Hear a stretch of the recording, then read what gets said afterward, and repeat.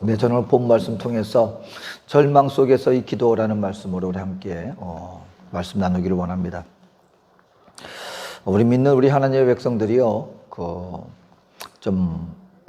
착각하는 것 중에 하나가 있는데, 그게 뭐냐면, 믿음이 좋은 하나님의 사람들은 절대로 그 어떤 일을 만나더라도 우리의 마음과 심령이 연약해지면 안 된다.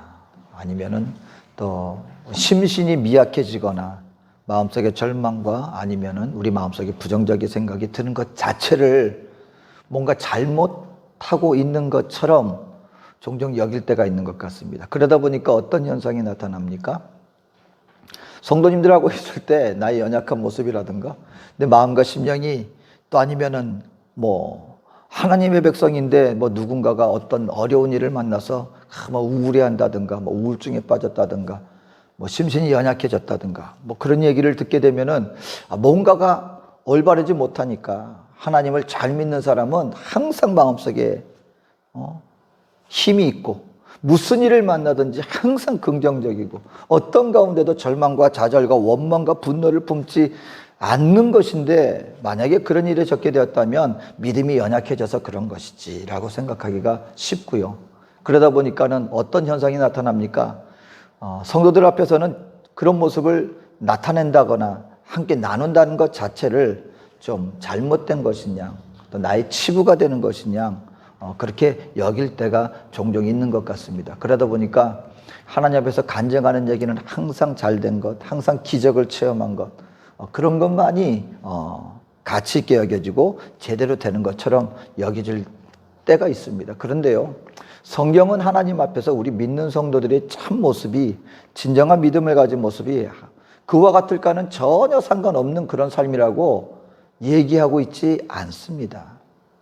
오늘 특별히 이 엘리야 선지자를 통하여서, 엘리야 선지자가 하나님 앞에 보여진 이 모습을 통하여서 하나님은 우리 믿는 믿음의 백성들이 진정한 절망 가운데서 하나님과의 온전한 정말 그 관계 속에서 우리가 그와 같은 삶을 이겨나가는 것이 어떠한 것인가를 적나라하게 우리에게 보여주고 있습니다. 여러분, 우리 오늘 본문의 엘리야 선지자는요, 하나님의 여러 선지자 중에서도 대표적인 선지자로 인정받고 여김받는 인물이 엘리야 선지자입니다. 예수님이 변화산상에 있을 때 변화산상에서 두 명의 인물이, 하나님의 사람이 예수님 앞에 나타났습니다. 누굽니까? 모세와 엘리야 선지자예요. 모세는 율법을 대표하고요, 엘리야 선지자는 선지자를 대표하는, 구약을 대표하는 그 모든 대표적인 인물로 등장한 인물이 다름 아닌 엘리야 선지자입니다.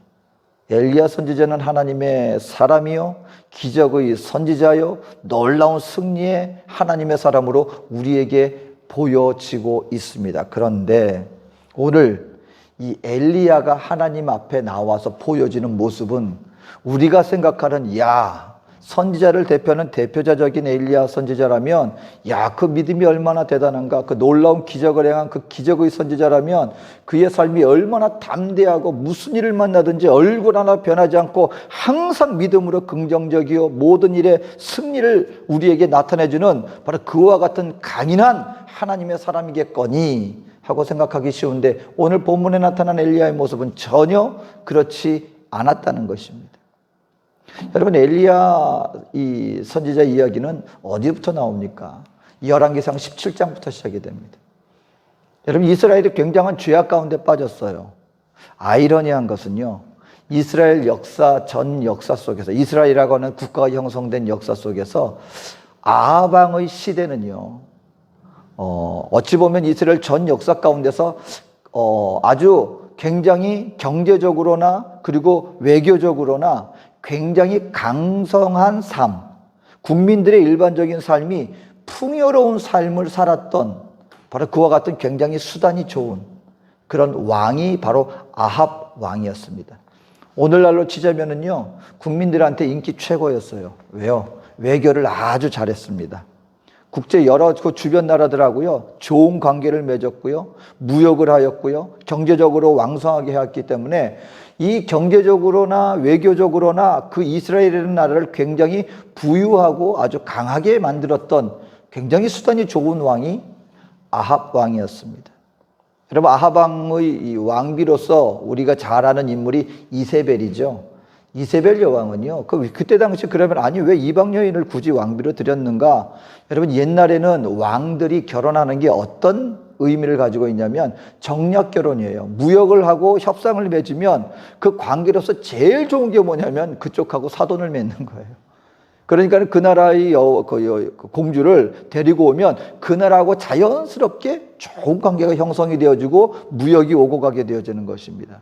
근데 문제는 이세벨이라는 여왕이 그 바알 섬기는데 아주 대표적으로 본인만 온 것이 아니에요. 수많은 바알 선지자를 데리고 와서 그리고 왕궁에서 그 제사장들하고 바알 제사장들하고 함께 식사를 하였습니다. 그러다 보니 어떤 일이 벌어집니까? 범국가적으로 이스라엘이라고 하는 나라가 바알의 우상 숭배에 빠지게 되는 거예요. 하나님의 산당이 다 무너져 내리고 그리고 모이는 곳마다 그리고 그 집집마다 그 바알 우상을 갖다가 섬기는 제단이 섬기게 되어지고, 그러니까 이스라엘을 하나님 앞에서 굉장히 외적으로는 경제적으로는 국민들을 잘 먹고 잘 살게 하였는지 모르지만 하나님 앞에 범죄에 빠지게 만드는 것입니다. 우상 숭배라고 하는. 그러니까 하나님이 명령하심으로 말미암아 이 엘리야 선지자가 아합 왕 앞에 나가서 앞으로 내 말이 없으면 절대로 이 땅에 비가 내리지 않을 것입니다. 그로 말미암아 반역죄가 씌워져 가지고요, 이 현상 수배범이 되고 말았습니다. 그러다 보니까 아주 그 그리 시내가에 가서 숨어 지내게 되는 그런 신세를 살게 되고 말았습니다. 근데 희한하게 하나님께서 까마귀를 통하여서 고기와 그리고 거기에서 음식을 하나님이 까마귀를 통해서 엘리야를 지켜주십니다. 근데 물이 마르고 말았어요. 이제 살 수가 없게 되니까 하나님이 그러면 이제 내려가라 하여서 사르밧 과부에게로 갑니다. 이방 여인한테 가는 거예요. 그러다 보니까는 근데 그때 당시에 가뭄이니까 경제적으로 오늘날로 얘기하면은요, 완전히 모든 것이 다 멈춰버리고 그거랑 똑같은 상황이에요. 그때 당시에는 농사를 짓지 않으면 음식을 구할 다른 방법이 없었습니다. 비가 안 내리는데 3년 동안 내리질 않는 거예요. 그러다 보니까 여러분, 더군다나 과부라 그랬습니다. 가정에서 일을 할 수 있는 유일한 일꾼들은 남자들이었거든요. 여인 홀로서 본인을 지킬 수가 없는 그런 사회적인 시스템 가운데 있었는데, 더군다나 모두가 힘든 가운데 특히 고난받는 사람들이 누구였습니까? 과부와 고아들이었어요. 그 사람들은 먹고 살 길이 없었습니다. 근데 이 사르밧 과부가 집에 밀가루 한 움큼 그거밖에 없는 거예요. 이거 먹고 이제 우리는 죽을 거예요. 근데 그 여인에게 가서 엘리야가 네가 가지고 있는 마지막 나한테 줘. 그런데 그 여인이 엘리야를 믿는 것이 아니라 엘리야가 섬기는 하나님을 인하여서 자신의 가진 마지막 양식을 주의 종을 섬깁니다. 그랬더니 하나님이 그 가정에 기적을 베풀어 주셔서 기름과 밀가루가 떨어지질 않는 거예요. 그리고 있는 가운데 하나님이 이제 때가 됐으니 아합에게 나가라. 아합 왕에게 나가서 그리고 우리가 성경에서 알고 있는 이 바알 선지자 450명과의 대영적 전투가 벌어집니다. 그 영적 전투의 결과가 어떻게 됐는가? 열왕기상 18장 38절 40절에 보니까 이에 여호와의 불이 내려서 번제물과 나무와 돌과 흙을 태우고 또 도랑의 물을 핥은지라 모든 백성이 보고 엎드려 말하되 여호와 그는 하나님이시로다. 여호와 그는 하나님이시로다 하니 엘리야가 그들에게 이르되 바알의 선지자를 잡되 그들 중 하나도 도망하지 못하게 하라 하며 곧 잡은지라 엘리야가 그들을 기손 시내로 내려다가 거기서 죽이니라. 자, 여러분, 엘리야가요 몇 년의 시간을 보냈는데 그냥 보낸 게 아니에요. 목숨의 위협을 받으면서, 그리고 하나님의 말씀하시는 것 그대로 했습니다. 모든 것을 했어요. 최선을 다해서. 그리고 마지막에 드디어 이 바알 선지자를 죽이고 모든 백성들 앞에서 여러분, 하늘에서 불이 내리는 하나님의 기적이 임했습니다. 이럴 때 엘리야는요, 이제 드디어 내가 지금까지 내가 혼신을 다해서 하나님 사역을 감당했더니 이제 드디어 때가 돼서 이스라엘 백성들은 이제 하나님께로 돌아오고, 그리고 이 모든 것의 원흉이라 할 수 있는 이세벨 이 왕비에게 하나님께서 드디어 그가 무릎을 꿇고 하나님 앞에 승리를 맛보게 되겠구나 하고 기대를 했는데, 얼마나 신이 났던지 비가 막 내리는데 그 진흙길을요, 이 엘리야 선지자가 얼마나 신이 나서 그 이스라엘을 향해서 달려나갔던지 아합 왕의 마차보다 빨리 먼저 이스라엘에 도달했다 그랬습니다. 무슨 마음이겠습니까? 이제 드디어 이 모든 고난과 고생과 그리고 이 하나님을 이 죄악에 빠지는 이 세상을 향한 그 절망적인 삶 속에서 이제 드디어 빛이 보이겠구나 하고 그 앞에 나아갔는데, 보이는 일이 이세벨이 이제 하나님 앞에 무릎을 꿇고 그리고 하나님 앞에 두 손 들고 항복하고 이렇게 될 줄 알았는데 더 독이 올라서 엘리야를 향하여 말합니다. 내가 내일 이맘때까지 너의 목을 치지 않으면 내가 사람이 아니다.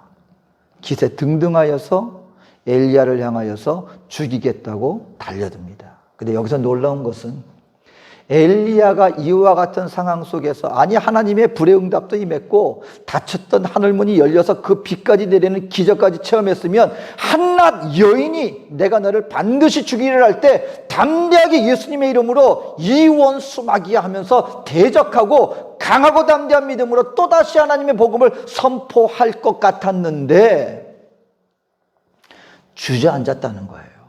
그 마음과 심령이 그저 주저앉았습니다. 이게 뭐냐면요, 우리 하나님의 백성들도 열심히 믿음 생활에 나가지만 그럼에도 불구하고 변하지 않는 삶의 현실 속에 때로는 우리의 마음도 낙심과 낭망이 찾아올 수가 있다라는 것입니다. 이스라엘 백성들이 여러분 그 하나님의 불응답을 보고 돌아왔을 것 같습니까? 그 자리에서는 그 현상을 보고 놀라서 와 했습니다. 끌어올랐어요. 근데 금세 거품은 가라앉았습니다. 여전히 우상 숭배에서 돌아오지 않았어요. 그리고 이세벨이라고는 이 세상에서 거짓 우상 숭배하는 사람이 그 하나님의 무릎을 꿇고 하나님께 다시 돌아왔습니까? 아니에요. 더 독이 올랐어요. 그리고 말합니다. 그 앞에서 엘리야는 정신적으로, 심적으로, 육신적으로 무너져 내렸다. 여러분, 이 부엘세바 오늘 지역이 나오는데요, 이 부엘세바는요 이스라엘의 제일 최남단 마을이에요. 사실 이스라엘의 제일 마지막 남단 마을 부엘세바. 그리고 거기에 자기의 시종을 내버려 두고 그리고 하룻길을 더 내려갔다 그랬습니다. 그 어디로 갔습니까? 광야로 갔어요. 거듭 말씀드리지만 광야는 사람이 살 수 없는 곳입니다. 많은 사람들이 로뎀 나무 끈을 아래서 마치 엘리야가 너무 심신이 피곤하니까 수양관 같은 데 간 줄 알고 있는데, 여러분 그게 아니에요. 엘리야는 말 그대로 자기 시종을 왜 내버려 뒀는가? 말 그대로 죽으러 간 거예요. 광야는요 사람이 살 수 없는 곳이에요. 왜 거기 하룻길을 갑니까? 로뎀 나무는 숲이 울창한 나무가 아니에요. 가시떨기 나무처럼 광야에서 그냥 메마른 그런 나무예요. 하나님, 내가 더 이상 못하겠습니다. 내가 더 이상 살 소망도 끊어졌습니다. 차라리 죽겠습니다. 수양하러 간 게 아니라, 심적으로 회복하러 간 게 아니라 인생의 마지막 속에서 절망하고 내가 살아 무엇하겠는가 하면서 정말 죽을 작정하고 바로 간 곳, 바로 그것이 오늘 본문의 배경입니다. 여러분, 우리 혹시 하나님의 백성들도요, 혹시 내가 연약한 마음을 갖는 게 마치 잘못된 것처럼 아니 내가 왜 이러지, 그게 아니라 우리는, 성경은 분명히 말합니다. 하나님의 사람이라 할지라도 때로는, 지금까지는 비록 내가 하나님 앞에 내가 성도로서 살아온 이 모습 때문에 말로 내가 표현은 못했지만, 그 지금까지 버텨왔지만 하나님 앞에서 때로 우리도 쓰러질 것 같은, 모든 것을 포기하고 싶은 그런 순간들이 우리에게 찾아올 수 있다는 것입니다. 그럴 때 중요한 것은 그것 자체가 잘못된 것이라고 우리가 그것을 부인할 것이 아니라, 바로 그러한 순간 가운데 어떻게 해야 이와 같은 상황 속에서 다시금 하나님 앞에서 우리가 일어설 수 있겠냐는 거예요. 중요한 것은 그것 자체가 내가 잘못했지 회개해야지 그렇게만 나갈 것이 아니라 그러한 상황 속에서 도대체 엘리야는 어떻게 다시금 회복이 되어서 하나님 앞에 쓰임 받고 결과적으로 패배자로서 마지막을 산 것이 아니라 포기하고 나간 것이 아니라 결과적으로 하나님 앞에 온전히 쓰임 받다가 죽음을 보지 않고 하늘로 올라갈 수 있는 이 대표적인 선지자로 다시금 세움받을 수 있었는가? 오늘 우리는 본문을 통해서 그것을 배워보자는 것입니다. 오늘 엘리야는요, 이런 아주 자기의 목숨마저 포기하고 싶을 것 같은 절망 속에서 어떻게 다시금 일어났는가? 오늘 한 가지 재미있는 사실은요, 엘리야는요, 모든 것을 포기하고 싶은 그 상황 가운데서 하나는 포기하지 않았어요. 하나님과 기도하는 것은, 기도의 삶은 포기하지 않았어요. 엘리야가 모든 것을 다 끊어버리고 싶었을 때, 여러분, 엘리야가 다시 일어설 수 있었던 것, 그것은 바로 어떠한 모습이든지 하나님 앞에 결국 어떠한 언어를 사용했든지 하나님과 교제하는 그 기도만큼은 끊지 않았다라고 하는 사실인 것입니다. 오늘 이것이요, 성경이 엘리야를 하나님의 믿음의 사람으로서 인정하고 있는 바로 그와 같은 모습입니다. 기억하십시오. 여러분, 저와 여러분들이 인생의 참된 믿음은요, 실패하지 않는 것이 아닙니다. 좌절하고 절망하거나 우리 심령이 연약해지는 것, 그게 아닙니다. 하나님 앞에 진정한 믿음은 무엇이냐면요, 그러한 것을 우리가 품지 않는 것이 아니라 그러한 상황 속에서 내가 어떤 반응을 하느냐 하는 것입니다.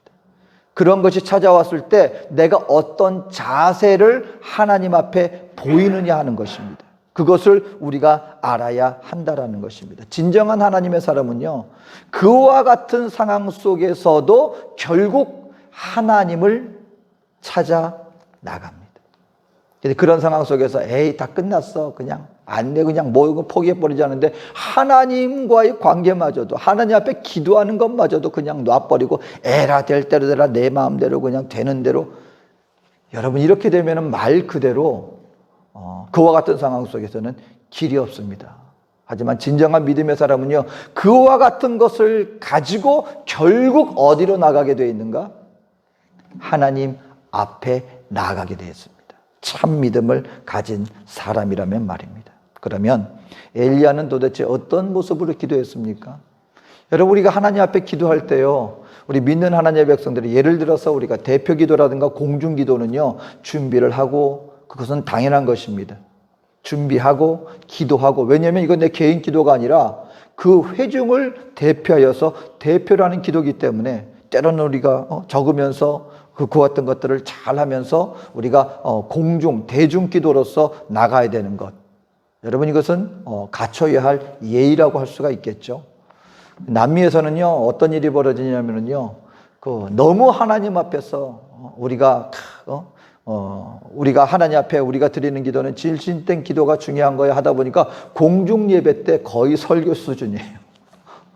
대표 기도를 하는데 대표 기도 나오신 대표 기도 맡은 집사님이든 아니면은 초대받은 뭐 다른 교회 목사님이든요, 대표 기도면 대표 기도라고 잠깐 하고서는 이제 설교가 중심이 돼서 나가야 되는데 마이크 한번 잡았다 하면 다 설교 한마디씩 해요. 창세기부터 시작해가지고 요한계시록까지 쭉 긁습니다. 이런 부분들은 우리가 절제될 부분들이 있습니다. 너무 그런 것이 없어도 안 돼요. 하지만 저와 여러분들이 하나님 앞에 드리는 기도는요, 믿는 우리 성도들의 기도는요, 우리의 언어가 멋들어지게 하고 종교적인 언어를 어떻게 사용해야 되고 기도는 뭐 어떤 식으로 해야 되고 형식도 중요하지만 저와 여러분들이 가장 알아야 될 것들, 하나님이 가장 기뻐 받으시고 그리고 성경이 얘기하는 진정한 기도의 참된 의미는 무엇이냐? 어떤 언어를 사용하든지 어떤 자세를 취하든지 그것이 아니라 하나님 앞에 나의 진실된 마음으로 진솔하게 드리는 기도, 그것이 기도입니다. 여러분, 오늘 이 열왕기상 오늘 엘리야가 하는 기도의 모습이 어떤 기도했는지 아십니까? 열왕기상 오늘 4절 말씀해 보니까 자기 자신은 광야로 들어가 하룻길쯤 가서 한 로뎀나무 아래 앉아서 자기가 죽기를 원하여 이르되, 이젠 기도하는 거예요. 하나님 앞에.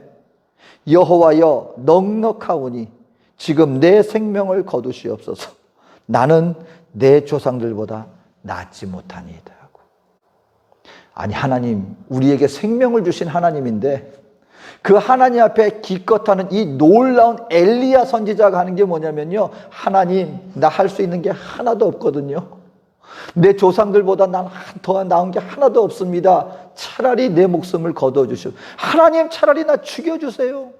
나 할 수 있는 게 아무것도 없어요.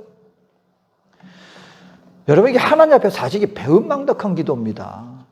우리에게 생명을 주신 하나님인데 못 살겠다고 차라리 내 목숨을 거둬주십시오. 근데 놀라운 것은요, 하나님은요, 엘리야의 이런 기도를 받아주세요. 그리고 반응해 주시고 응답해 주십니다.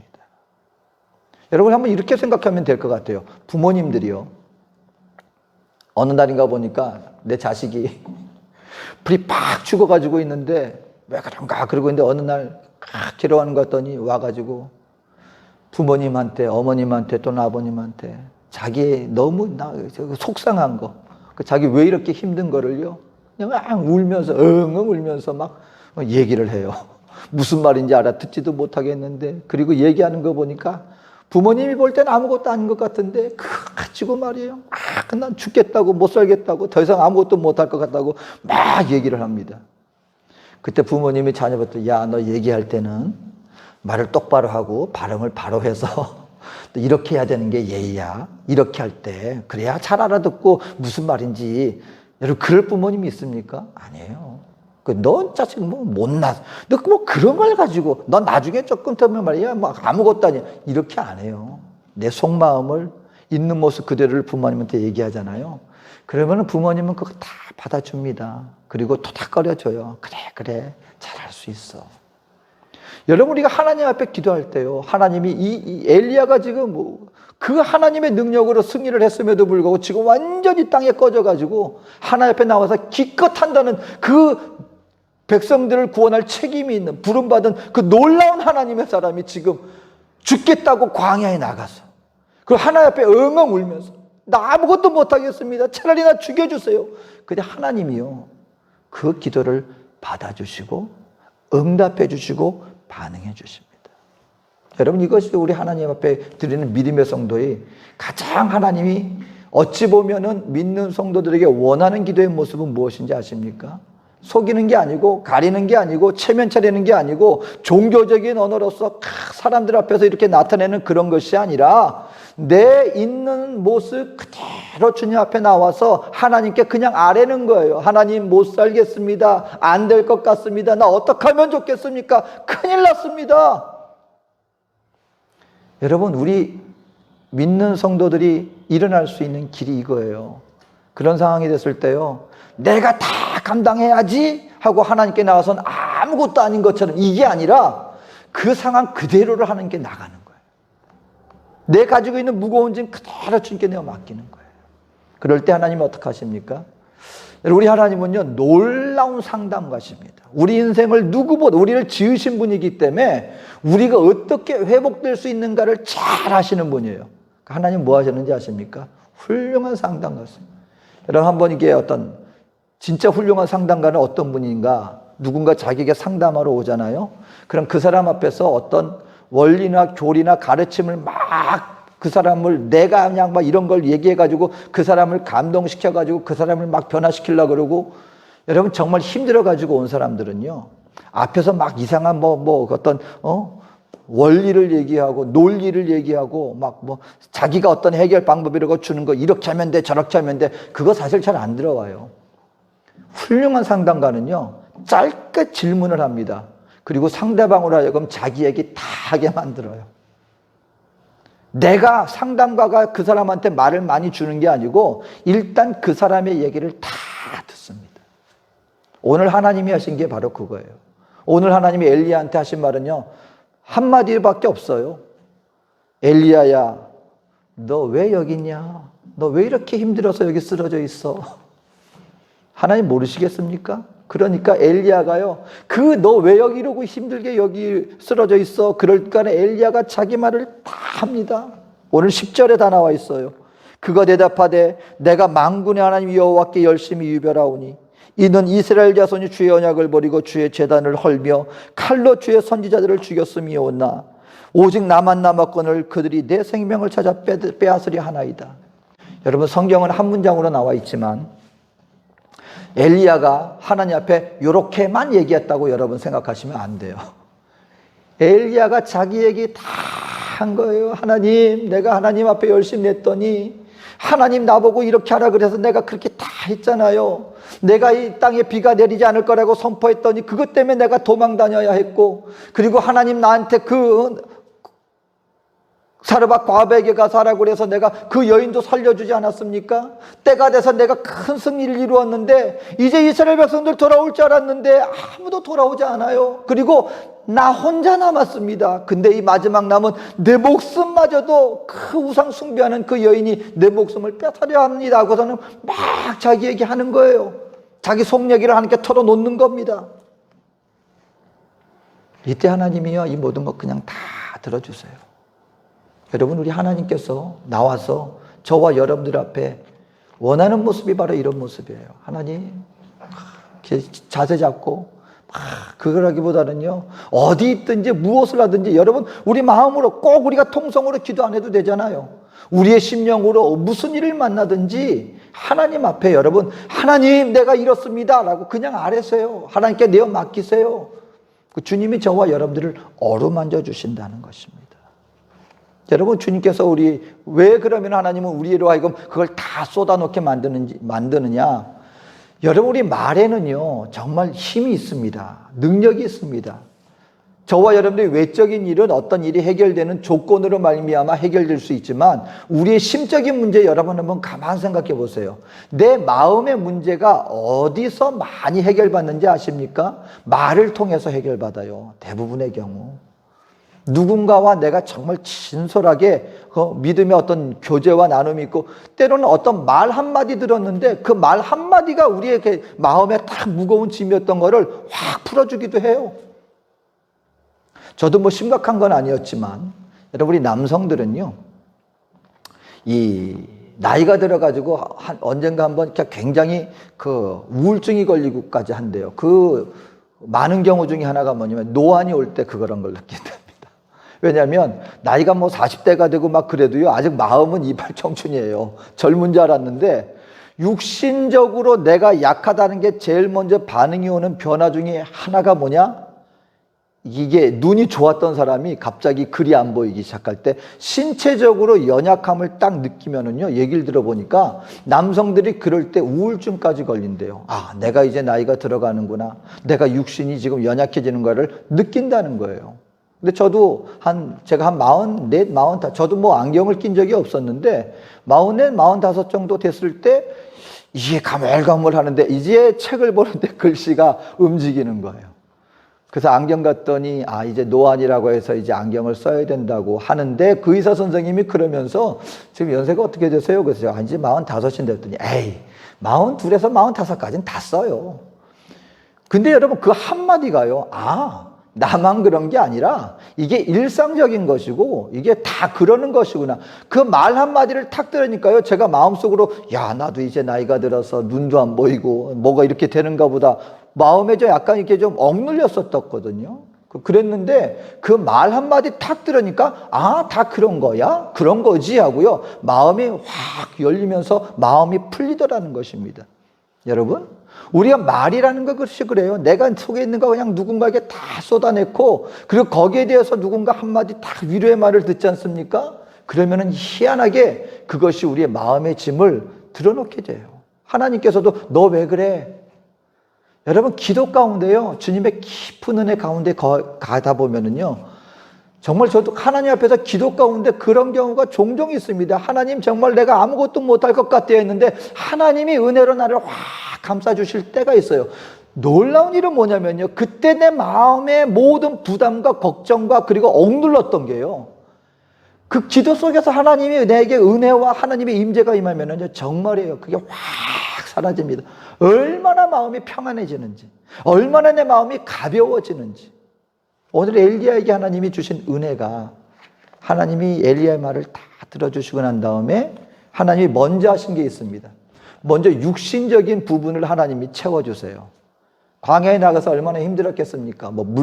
음식을 가지고 갔겠습니까? 뭐 했겠습니까?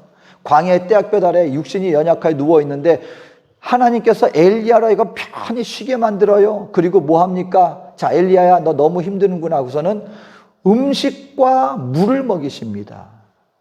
여러분, 이게 하나님의 백성들이 알아야 돼요. 우리 하나님은요, 영적인 것만 구하는 것이 아니라, 영적인 필요만 채워주는 것이 아니라, 실질적으로 우리의 영혼을 살리시기 위해서 우리의 육신적인 부분도 먼저 하나님이 해결해 주시는 분이라는 것을 우리가 알아야 됩니다. 구하세요, 하나님 앞에. 그러면 하나님이 원기를 회복시켜 주십니다.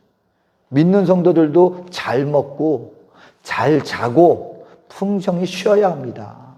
너무 우리의 육신을 갖다가 소모시켜도 안 돼요. 하나님이 왜 엘리야를 그와 같이 일단 육신의 필요를 회복시켜 주시고, 그리고 음식을 먹이시고, 왜 물을 먹이셨는가? 중요한 것은 그 다음이에요. 하나님께서 엘리야에게 원기를 회복시켜 주신 이유는, 너 이제 호렙산으로 가. 호렙산이 여러분 신의 산이에요.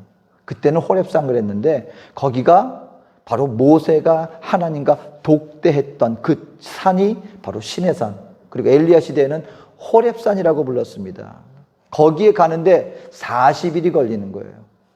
여러분, 하나님이 기적을 베풀어 줬다고 해서, 하나님이 은혜 주신다고 해서 믿는 저와 여러분들이 우리의 생활 속에서 우리가 준비해야 될 것, 우리가 마땅히 관리해야 될 것, 하나님이 다 해주셔가고 함부로 다 해놓고 나중에 자기가 쓰러져 놓고, 하나님, 내가 하나님을 위해서 내가 이렇게 했는데 왜 나에게 이런 일이 닥쳤습니까? 가만 한번 돌아보면은요, 자기가 관리해야 될 것 자기가 관리 안 한 거예요. 하나님이 40일을 가는데 영적인 힘을 줘서 물도 안 마시고 음식도 없이 그냥 굶은 상황에서 거기까지 갈 수 있도록, 그게 아니라 우리의 육신의 부분은 육신의 부분을 채워야 될 게 있다는 거예요. 우리 육신은요, 음식을 먹어야 살아요. 물도 마셔야 돼요. 이거 없다고 해서 안 되는 거 아닙니다. 그러니까 믿는 하나님의 백성들은요, 우리의 생활 속에서 우리가 이 땅에서 관리해야 될 것, 이 땅에서 우리가 준비해야 될 것, 나의 감당해야 될 책임들을 감당해 나가되 할 수 없는 것들을 하나님이 채워주신다는 것이죠. 40일을 가야 되는데 가까운 거리가 아닙니다. 지금 이 상황으로는 못 갈 것 같으니까 하나님이 재우시고 먹이시고, 재우시고 먹이시고, 그리고 그가 원기가 회복이 되었을 때 이제 호렙산으로 가. 여러분, 여기서 우리가 한 가지, 믿는 성도들이요, 하나님 앞에 기껏 우리 모든 문제를 해결받고 하나님의 은혜를 받았음에도 불구하고 영적으로 성숙하지 못하는 이유가 바로 여기 있습니다. 어디서? 육신의 필요를 채우고 난 다음에 그 다음에 호렙산에 가서 하나님과의 교제가 지속적으로 이루어지는 거기까지 가야 되는데, 해결됐네? 그리고는 거기서 끝나요. 하나님은요, 육신의 필요를 채워주시고 난 다음에 그 목적이 무엇이었는가? 호렙산 가라는 거예요. 시내산 가서 하나님 만나라는 거예요. 그 시내산에 갔습니다. 그랬더니 호렙산에 갔더니 처음에 어마어마한 바람이 부는데, 이게 바위도 날아갈 것 같은 어마어마한 바람이 부니까, 야, 이 하나님이 능력의 바람 속에 계시는가 보다. 거기 안 계세요. 그 다음엔 지진이 일어납니다. 땅이 갈라지고 모든 것을 다 삼킬 것 같은 지진이 일어나니까, 야, 드디어 이 놀라운 웅장한 능력 가운데 주님이 계시는가 보다 했는데 주님이 안 계세요. 그리고 불이, 모든 것을 집어삼킬 만한 불이 임합니다. 아, 불로 하나님 응답하여 주셨지, 이 불 가운데 하나님이 계시겠구나 했는데 하나님이 거기도 안 계시더라는 거예요. 근데 어디 계셨어요? 세미한 음성 속에 계셨다는 거예요. 여러분, 엘리야가 기적을 체험했습니까? 근데 기적과 현상에 의존하는 사람들은요, 그 10년과 삶 속에 오래 못 가요. 분명합니다. 근데 하나님이 놀라운 기적과 은혜를 체험하고 난 다음에, 그리고 하나님과의 교제의 속 관계가 어디까지 이르러야 되느냐?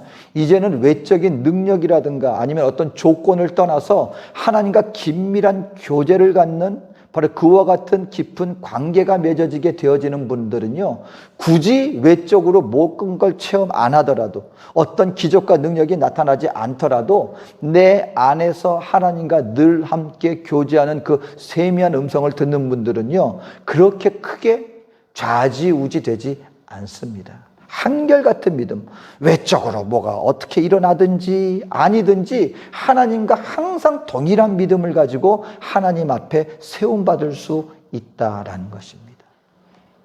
여러분 한번 보세요. 언제 저와 여러분들이 정말 하나님, 우리 생활 속에서 내 마음이 기쁜지 아십니까?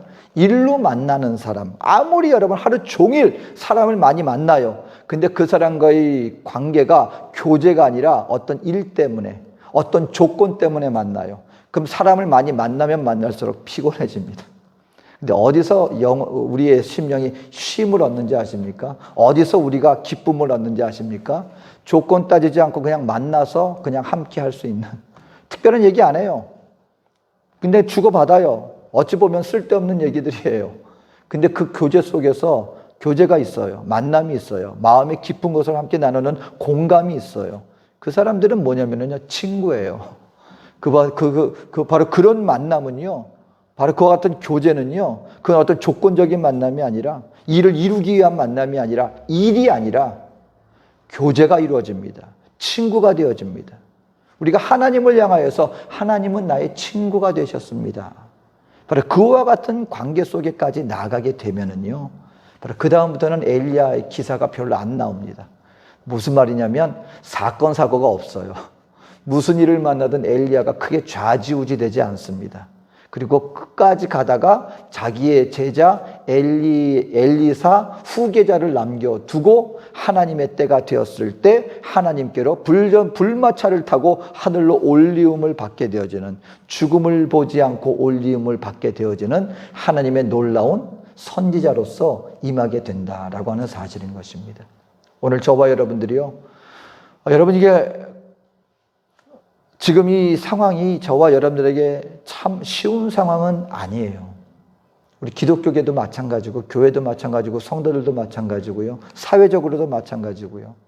이러한 상황 속에서 어떻게 우리가 이겨나갈 수 있겠습니까? 여러분, 내 스스로요, 그냥 아닌데 그런 것처럼 하는 것이 아니라 우리의 있는 모든 범사 속에서 하나님 앞에 나와 진실하게 기도하고 그 주님과의 온전한 교제를 통하여 우리를 세워주시는 주의 음성을 통하여 저와 여러분들은 다시금 세움받을 수 있게 되어지는 것입니다. 바라기는 어떠한 상황 속에서도 주님 앞에 기도로 나아가게 되시기를 주의 이름으로 축원합니다. 그리고 주님과의 깊은 교제 속에 주님이 우리를 세워주시고 힘주시는 그 능력과 힘을 받으십시오. 주님과 함께 교제하는 그런 삶을 통하여 우리의 심령이 새롭게 되어지고 무슨 일을 만나든 좌절하지 않고 늘 하나님의 은혜 가운데 지속적으로 세움받게 되어지는 우리 저와 여러분 되어지시기를 주님의 이름으로 축원드립니다. 기도하겠습니다. 사랑에 좋으신 아버지 하나님, 우리 하나님은 우리의 좋은 친구가 되시고 무슨 일을 만나든지 어떤 상황 속에서도 우리의 힘이 되어주시는 우리의 하나님이 되십니다. 우리가 어떤 순간을 만나든지 그 모든 것을 통하여 주님과의 진솔한 교제를 통하여 주님 앞에 아뢰는 이 진솔한 기도를 통하여 우리의 영혼이 다시금 회복되어지는 그 은혜의 자리에 우리 모두가 세움받게 하여 주시옵소서. 함께 하실 주님의 사랑과 은혜를 감사드리며 예수님의 이름으로 기도합니다. 아멘.